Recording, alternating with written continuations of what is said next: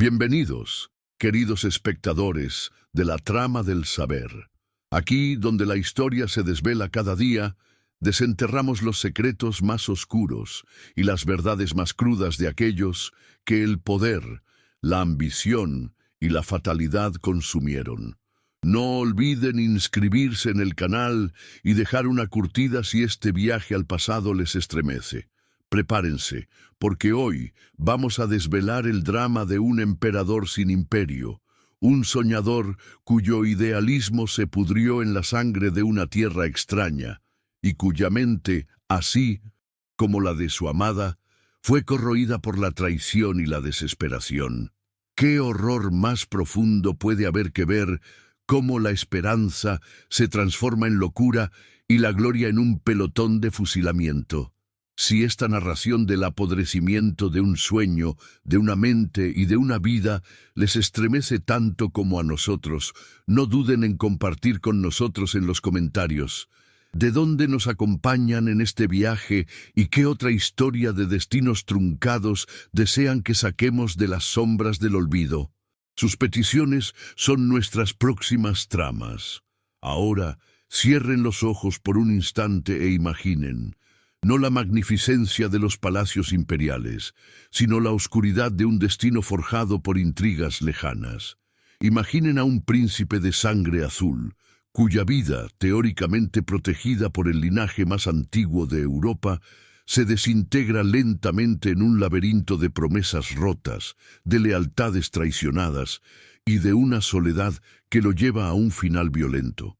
Esta es la historia de un hombre cuyo idealismo se encontró con la brutalidad de la política, una mente noble devorada por la locura que lo rodeaba, y un cuerpo que no sucumbió a la enfermedad, sino a la más fría de las balas.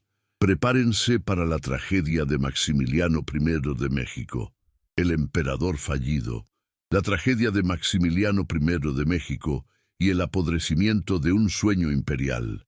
Fernando Maximiliano José de Habsburgo-Lorena vino al mundo el 6 de julio de 1832, en el corazón del majestuoso imperio austríaco.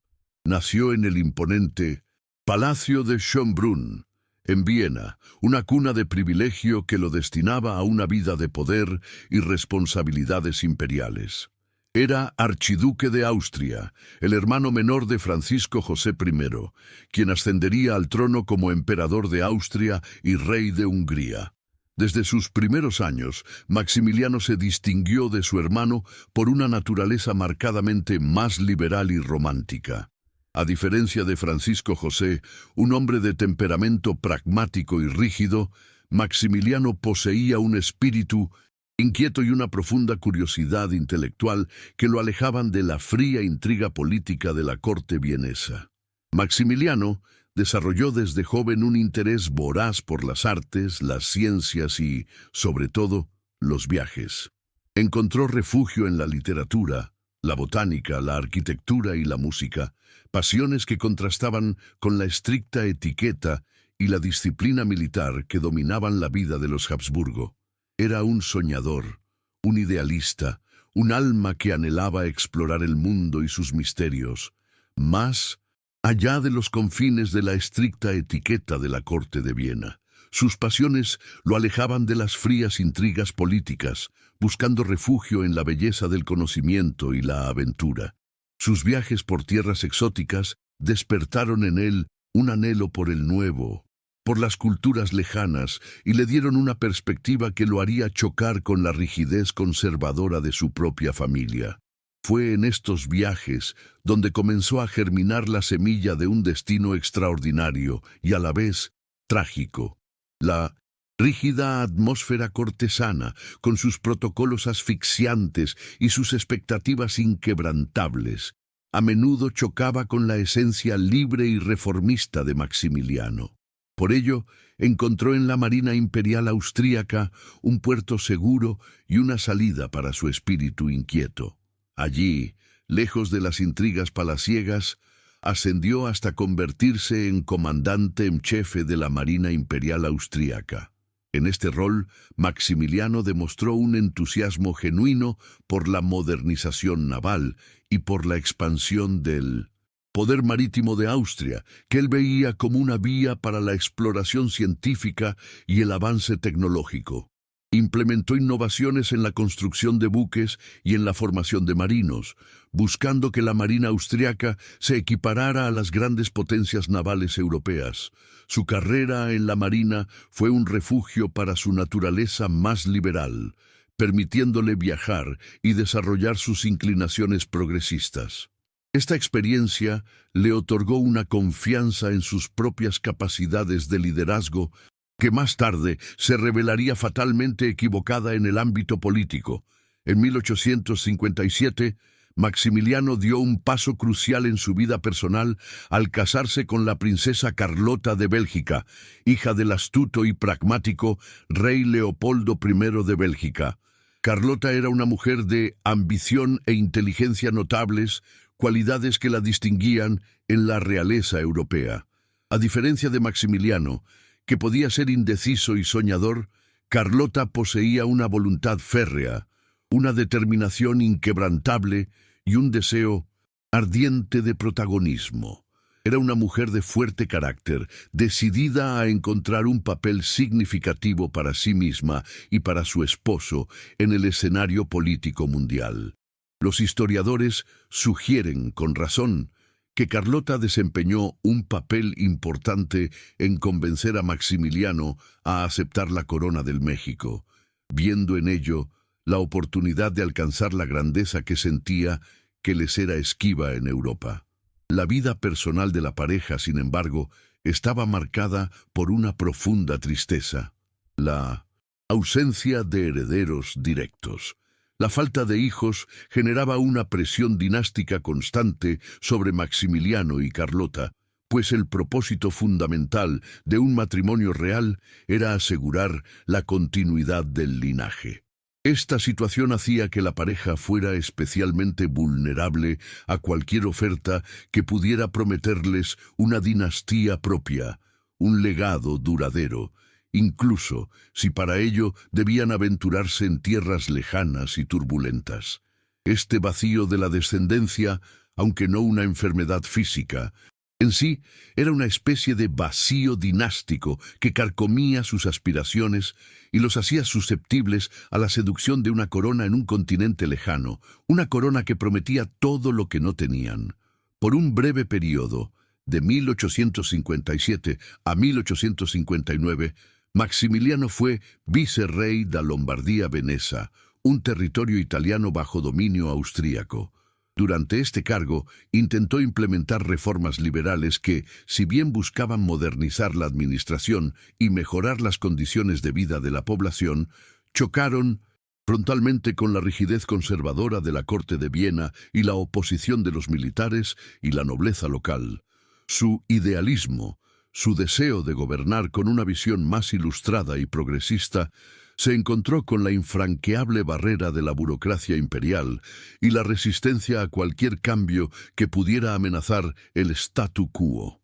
Este choque culminó en su demisión como vicerrey, un fracaso político que, para Maximiliano, representó una profunda desilusión con las limitaciones de la política europea.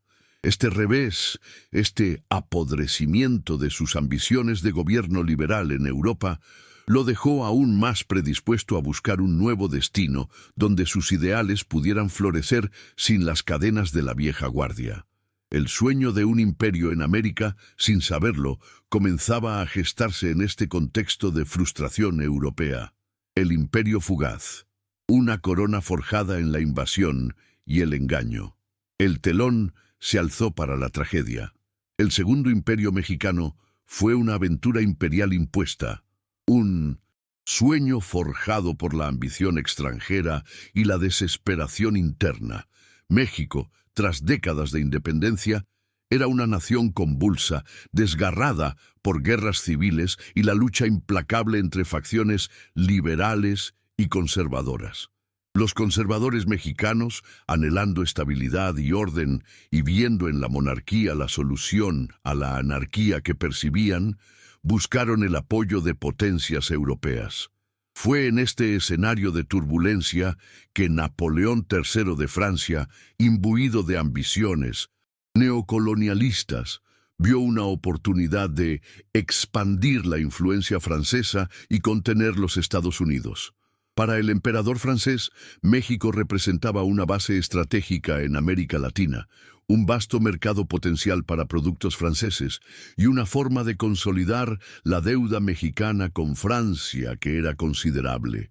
En 1864, con el apoyo militar y financiero francés y el respaldo de un grupo de conservadores mexicanos, Maximiliano fue invitado a se tornar emperador de México.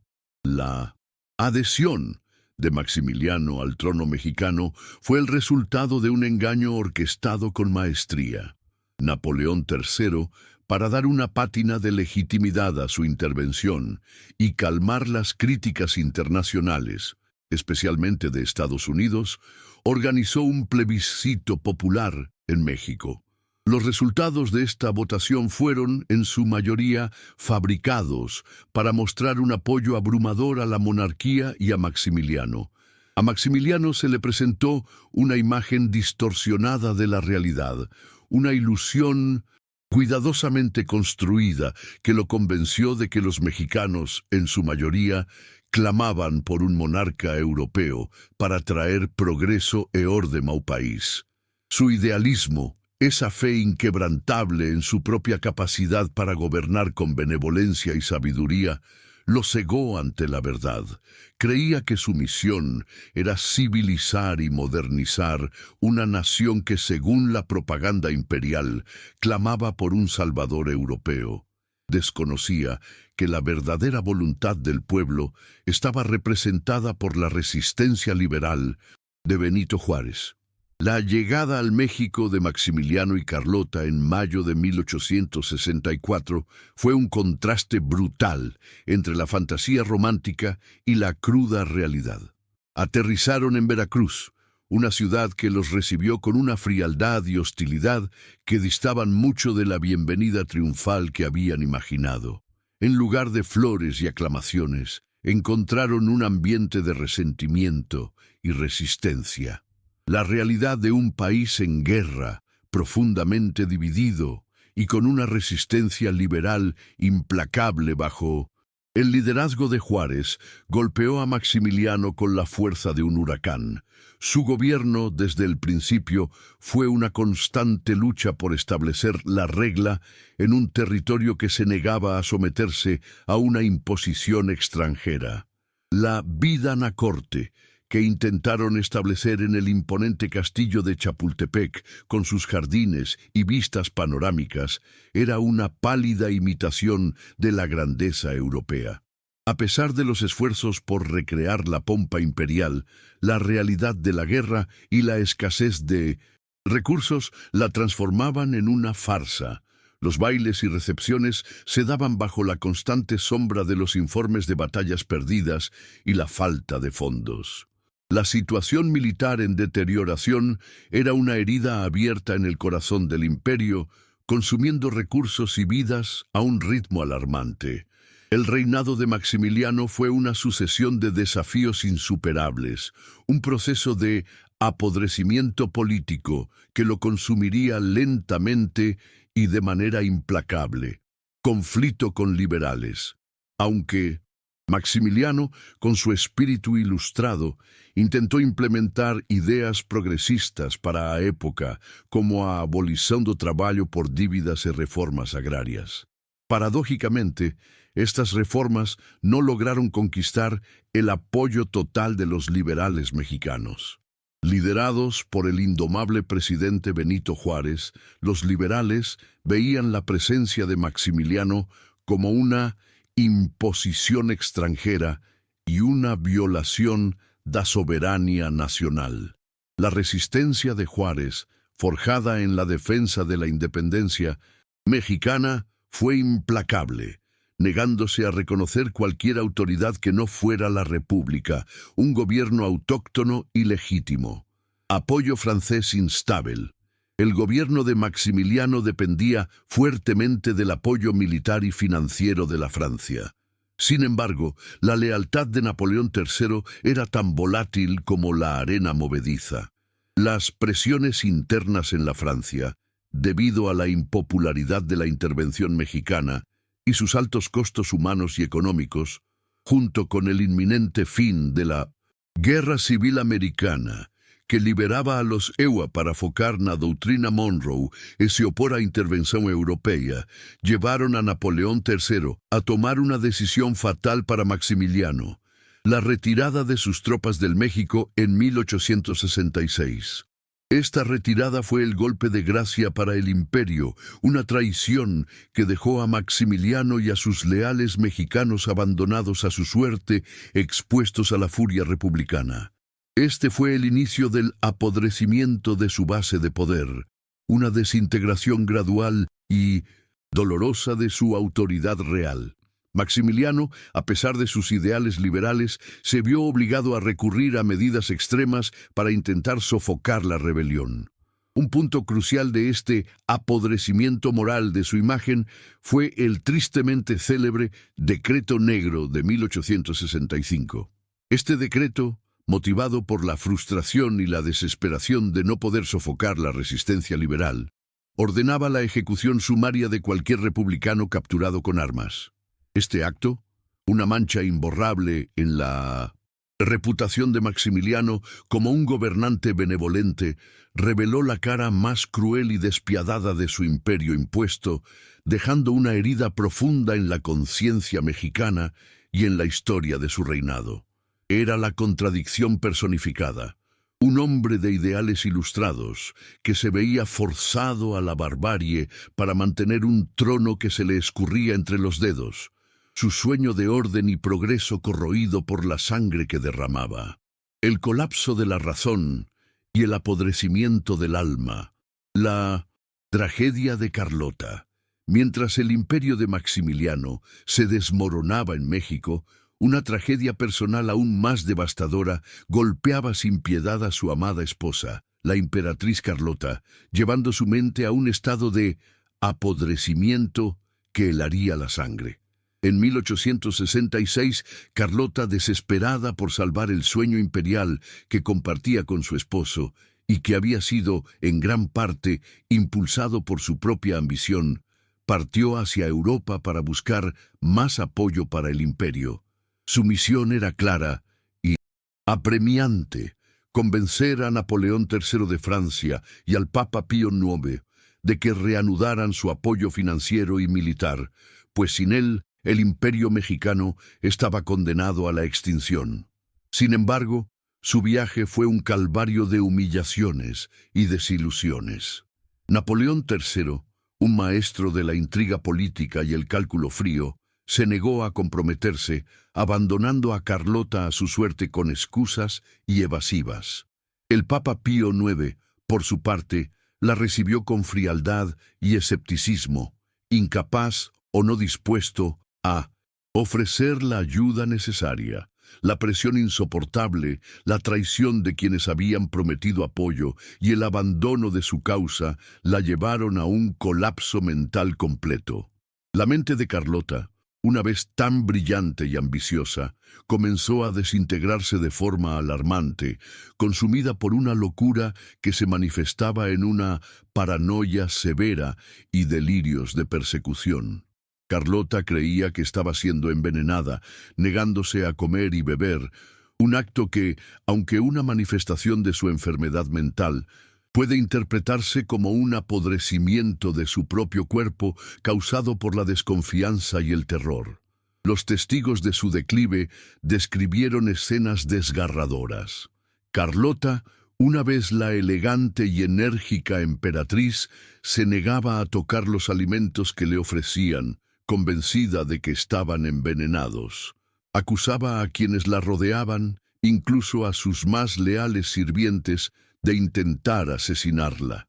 Sus ojos, antes llenos de ambición y determinación, ahora reflejaban un terror constante y una desconfianza total.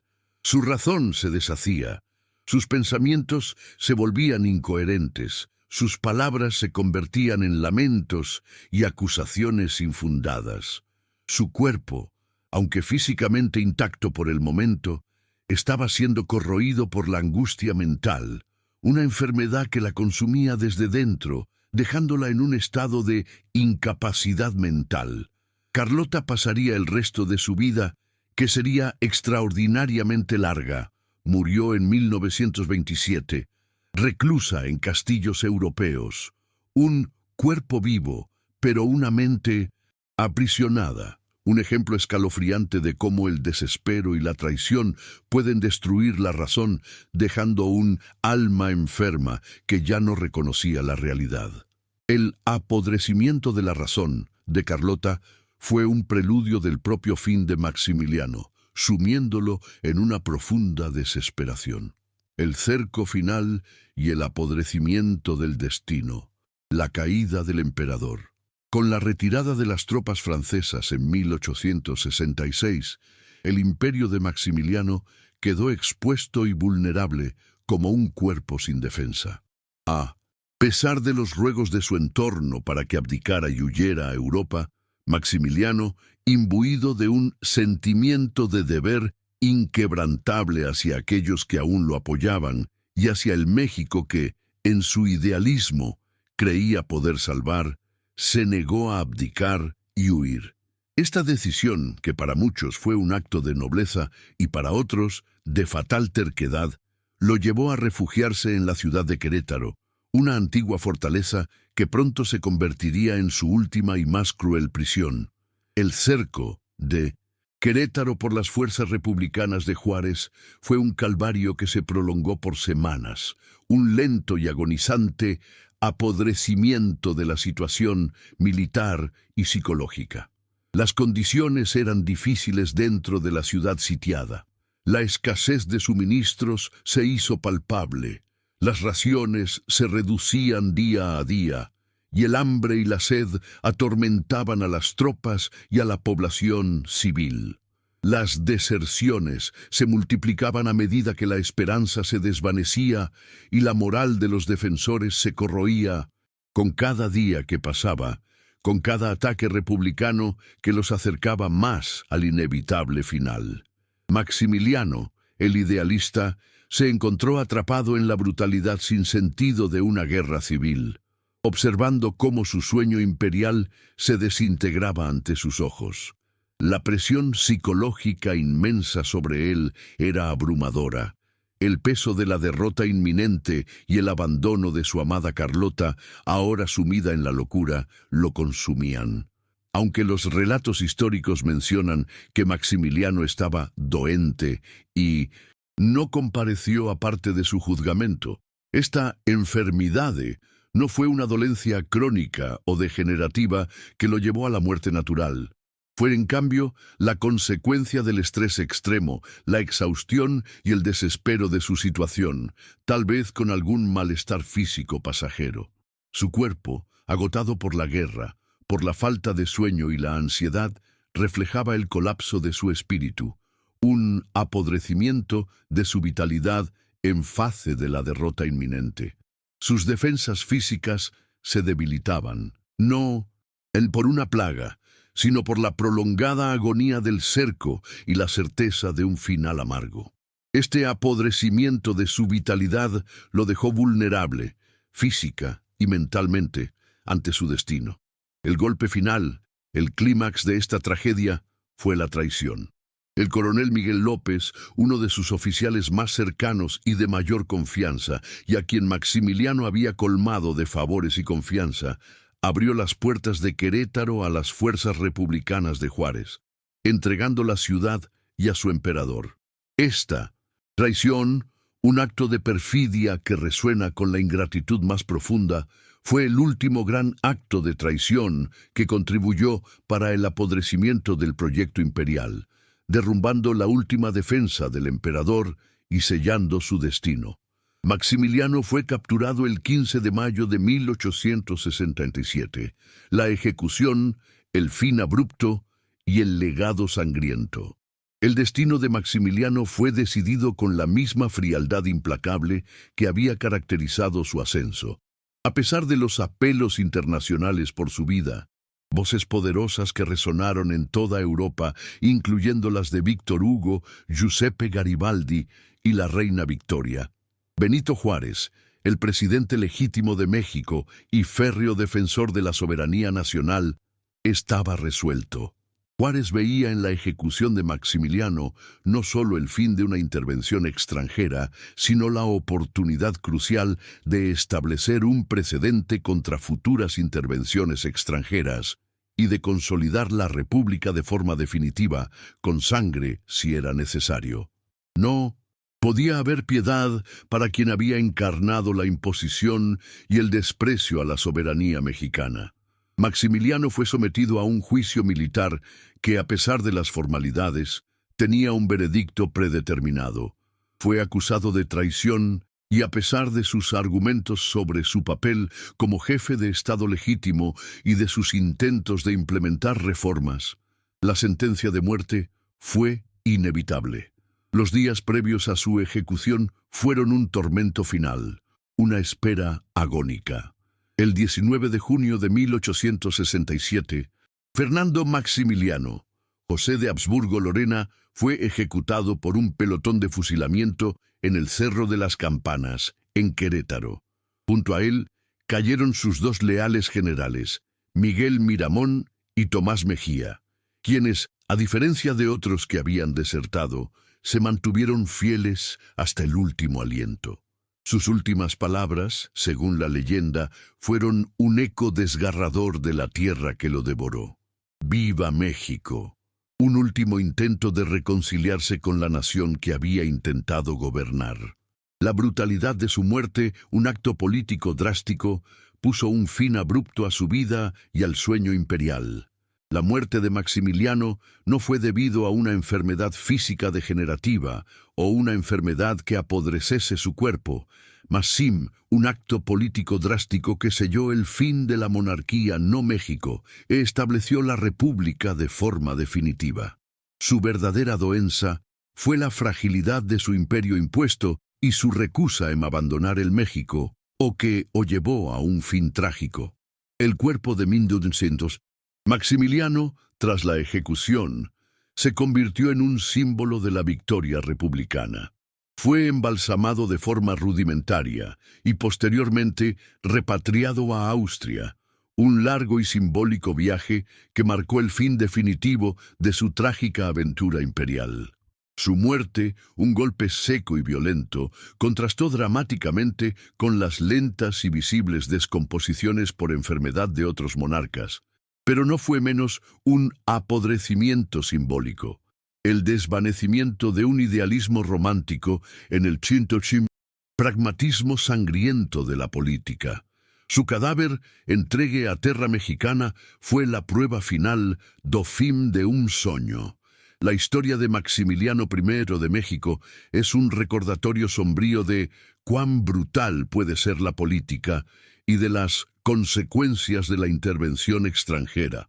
Su vida, un tejido de ideales, romanticismo y una inocencia política fatal, fue devorada por la ambición de terceros y la intransigencia de una nación que se negaba a ser subyugada.